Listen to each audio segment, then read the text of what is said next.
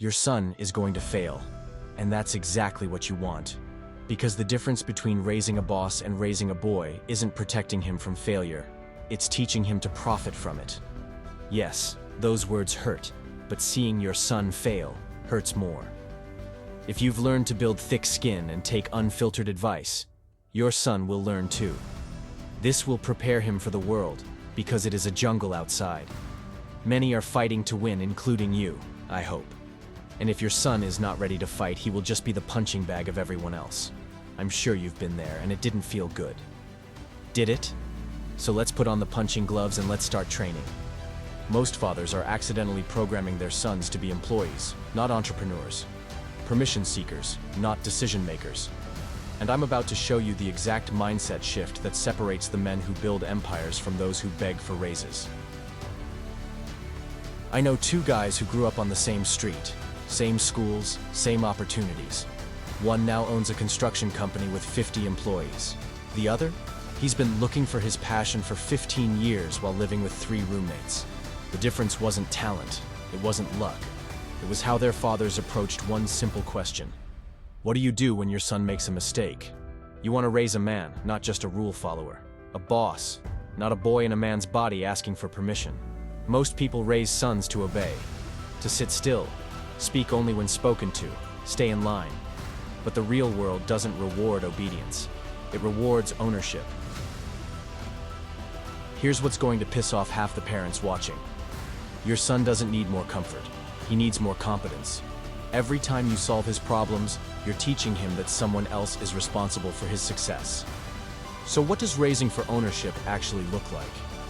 It starts with giving him permission to think, not just follow. When he asks why, don't shut him down with, because I said so. Ask him back, what do you think? Ownership doesn't start with information. It starts with permission to think. Stop making every decision for him. Let him choose his clothes, even if he looks ridiculous. Let him order his own food, even if he's shy. Let him manage his own schedule, even if he's late. Because here's the brutal truth. Every decision you make for him is a decision he never learns to make for himself. You're literally creating a man who can't function without instructions. You know what's hilarious? Parents who spend 18 years micromanaging their son's life, then wonder why he can't figure out his career. But he's so smart. Yeah, smart at following orders, not at giving them. Teach him to create value, not just consume it. When he wants money, don't just hand it over. Make him earn it. But here's the key. Not through mindless chores. Through solving problems. Can he wash cars better than the guy down the street? Can he tutor younger kids? Can he design something people actually want? This isn't about the money. This is about teaching him that success comes from serving others, not from asking nicely. Remember those 2 guys I mentioned? When they were 12, both broke their neighbor's window playing baseball. One father made his son work extra chores for 2 months to pay for it. The other father just paid and told his son to be more careful. Guess which one learned accountability? Let him fail, safely. If he blows his birthday money on junk, don't bail him out. If he procrastinates on a project, don't stay up all night helping him finish it. If he wants something expensive, help him calculate what it would take to earn it. Then let him decide if it's worth it.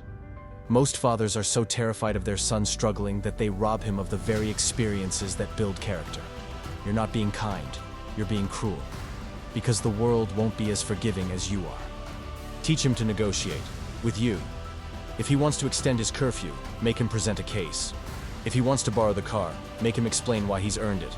Not argue, not whine, negotiate.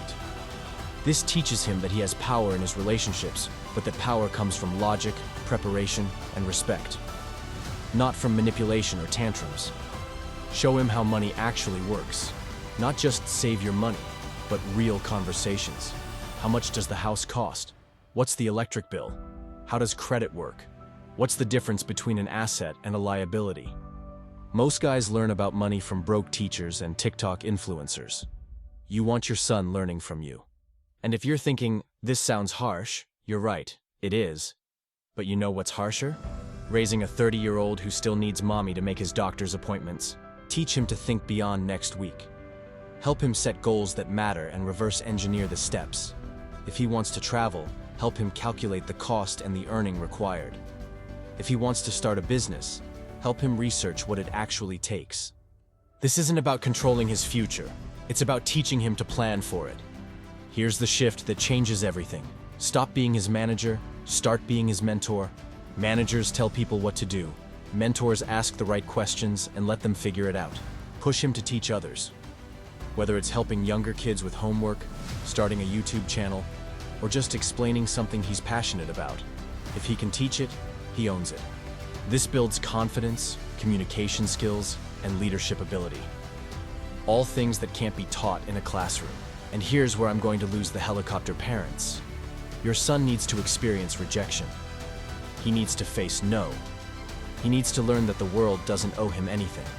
And that's actually good news, because it means what he builds is truly his. Back to those two guys. The difference wasn't in their circumstances. It was in their programming. One learned that problems are opportunities. The other learned that problems are someone else's fault. One learned to build. The other learned to wait. The difference between obedience and ownership is simple. Obedient boys wait for instructions. Owners make a plan. Obedient boys ask for permission. Owners take initiative. Obedient boys want rewards. Owners build value. You're not raising a son to be successful. You're raising a son to be useful. To his family, his community, his future wife, his children. Men who are useful are valuable. Men who are valuable are free. And if you're thinking, but I wasn't raised this way? Good. That means you're the chain breaker. You're the one rewriting the code for the next generation. So what can you do today? Stop solving problems for him. Start asking him how he'd solve them. Stop making decisions for him. Start teaching him how to make good ones. Stop protecting him from consequences. Start preparing him for reality. Because here's the truth that should keep you up at night. Every day you wait to implement this is another day your son learns to be average. Every maybe tomorrow is programming him for mediocrity. You want to raise a boss? Stop acting like his employee. You want to raise a leader? Stop following his every whim. You want to raise a man? Stop treating him like a child who can't handle the truth. The world doesn't need more obedient boys. It needs more men who own their future. Share this with someone who's raising sons. Subscribe if you're building bosses, or don't, and keep raising boys. This is Financial Masculinity, where we build men who don't just make money, they make decisions. And if that offends you, you're probably raising the wrong kind of son. Next week, I'm exposing the 3 biggest lies modern education tells boys about success. One of them is so dangerous, it's probably why most men never reach their potential. Don't let your son be one of them.